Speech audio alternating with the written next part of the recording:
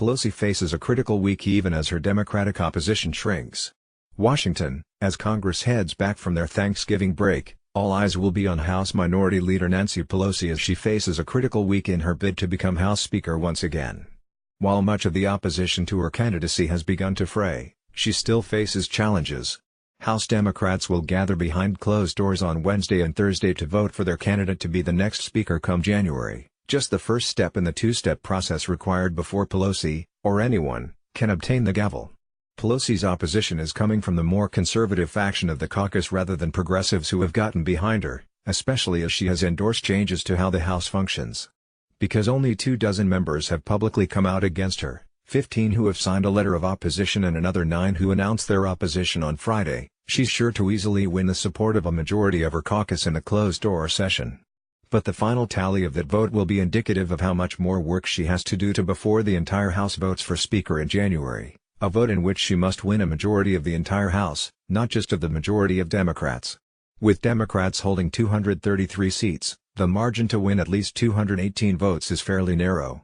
Knowing that her opponents are nowhere near the majority required to defeat her in the caucus vote but potentially enough to cost her critical support on the House floor, Pelosi has called on her colleagues to unite after the caucus chooses its candidate, writing in a letter to all her Democratic colleagues just before Thanksgiving that she requests that we all support the nominee of our caucus for Speaker on the floor of the House. "Our diversity is our strength and our unity is our power," she wrote. Her letter came out the day after she persuaded one potential challenger, Representative Marcia Fudge, Democrat Ohio, to drop her opposition and to get behind her, leaving no apparent challenger. Also last week, Congresswoman-elect Alexandria Ocasio-Cortez said that she would support Pelosi and urged her colleagues to move beyond the leadership race and start working on issues. Representative Brian Higgins of New York, who signed a letter just 1 week ago with 15 other Democrats saying he would vote against her, reversed course several days later and said he would support Pelosi. She's also won the support of all the major unions and progressive groups, including Alliance for Justice and Move On. To win over her caucus, Pelosi was urged by members to change how the House of Representatives has been working in recent years. Members announced their support for Pelosi as she agreed to their requests of ensuring diversity, increasing individual member input, strengthening ethics and oversight as well as the budget process.